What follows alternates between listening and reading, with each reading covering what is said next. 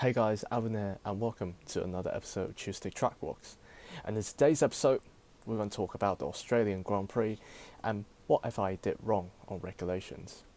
The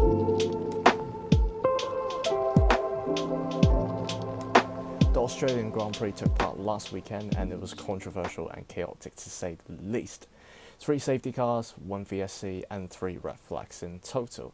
And our topic today starts from Magnussen crashing out on lap 55, debris on track, which reasonably the stewards have to call up the red flag to clean up the track, and that leaves us with 2 laps of full send action all the way towards the checkered flag, in which it should be a great idea for the viewers and for the drivers who was trying to improve upon their position, or in theory at least.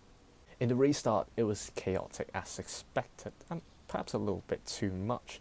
7 cars were involved in various racing incidents, with 4 of them being completely out of the race.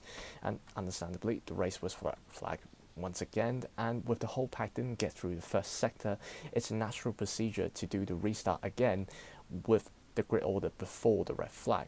However, there was a problem. With only 1 racing lap remaining means that the entire pack is going to finish under the safety car leading, which does mean that it's going to make the restart a little bit pointless, and it's unfair for the drivers since there was still action taking place on the second restart. So, could there be a better solution here? According to the 2023 Formula 1 Sporting Regulations Article 57.3, quote, "In all cases, the order will be taken from the last point at which it was possible to determine the position of all cars. As such, cars will then be permitted to resume the sprint session or the race." So according to the regulations here, the session was red flag before the pack hits the sector detection line. So with the full race distance wasn't completed, it makes sense for the stewards to make another restart with a grid order before the red flag restart. However, the problem lies within that 1 lap remaining, which will be complete under the safety car, which also counts towards the full race distance racing laps, according to their Article 58.12 here. Quote, "Each lap completed while the safety car is deployed will be counted as a sprint session lap or a race lap as appropriate." And that does mean the current grid order will essentially decide the race results, in which does kind of defeat the purpose of a restart, and that, to my eyes, is where the issues begins. Now, one very interesting thing that I noticed while I was digging through the sporting regulations is that out of all the sporting regulations that I mentioned, nothing was said about the flag regulations, and specifically for this case are the red flag restarts. And for us karting racers, this is something that we pretty much go through in every single pre-race briefing, at least for the ones that I can remember.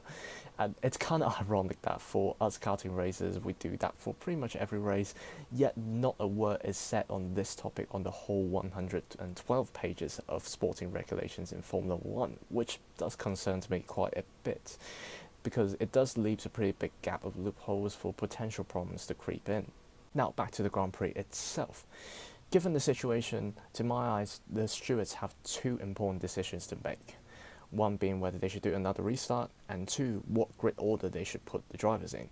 And looking at the rules, the second question has been already answered.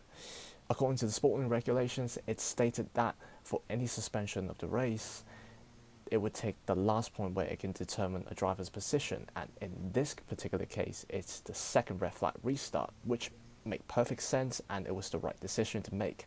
However, for the first question, I think there's more to it than it seems on the surface, and that's where I think the FIA's sporting regulations is interfering with its own. Let me explain. To start with, I want to get into why the decision felt odd. The restart was called up by the red flag, and as the pack didn't get through the first sector before that, according to the regulations, they would restart with the grid order of that in the second restart, as it was the last point where it can determine the driver's position. However, due to the safety car rules that is also being complied, the lap on the restart counted as the race lap, but not the grid order of that lap, which essentially means that we got a lap deducted from the race. And since the grid stayed as it was on 2 laps ago, but with only 1 lap remaining, which you can't overtake on, it essentially means that the race is going to finish with a grid order of that in lap 56, with the exception of those who crashed out during the second restart, in which does raise quite a few questions about the fairness of the decision. To my eyes, the inherent problem here is the loophole that it's been created by the two regulations interfering with one another. And honestly, I think this problem can be easily solved with just a few tweaks on the regulations. And for that, I have a few suggestions. Now, the first suggestions that I have here is actually something that's been borrowed directly from karting and exists in past F1 regulations, is that if more than 75% of the full race distance is completed at the point where the red flag is waved, the race will be called completed, as is stated clearly here in the regulations on Article 2.21 in general prescriptions.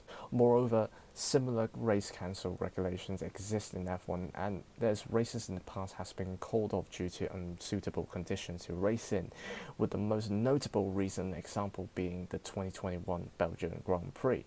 Now, the reason why I'm mentioning it here first is because I think that this is something that can be easily implemented into the current F1 regulations without any inherent interruptions to the other regulations that exist. And with this alone, it gives more than enough reason for the stewards to call off races when a certain amount of race distance is being completed. And with less of these restarts happening, there's less controversies, and therefore should make the racing environment more fair. Now, for the second suggestion, which perhaps is the better suggestion for this particular case here, is to add a regulations where if the car doesn't get through the first sector on a red flag lap, then that lap should be invalid. And not only does it give more race time this way, but also it provides more fairness, in my opinion, because if the actions gets undone on that lap, then the lap itself should be get undone as well. This suggestion is relatively more straightforward and more intuitive, but it also makes more logical sense. And if it gives more opportunities for the drivers to try to maximize their gains out on track, and therefore means more actions for us viewers to enjoy, it's a win-win in my books. So, what's the verdict on this one? Well, I think that it's an issue that definitely needs addressing with relatively easy solutions, to my eyes at least. And as a racing driver myself, I do think that it's a great priority for FIA to make the sport as fair as possible for everyone participating in it. And for this particular instance, it does show that FIA needs to be a bit more thoughtful on the regulations regarding its effect on the sport. So, hopefully, in some ways, this video can address this issue somewhat and hopefully make the sport a better place to compete in. But until then, as ever, I'm Alvin Wong. Thank you very much for watching. Please subscribe, hit the bell icon if you haven't already, and I shall see you in the next episode of Tuesday TrackWalks.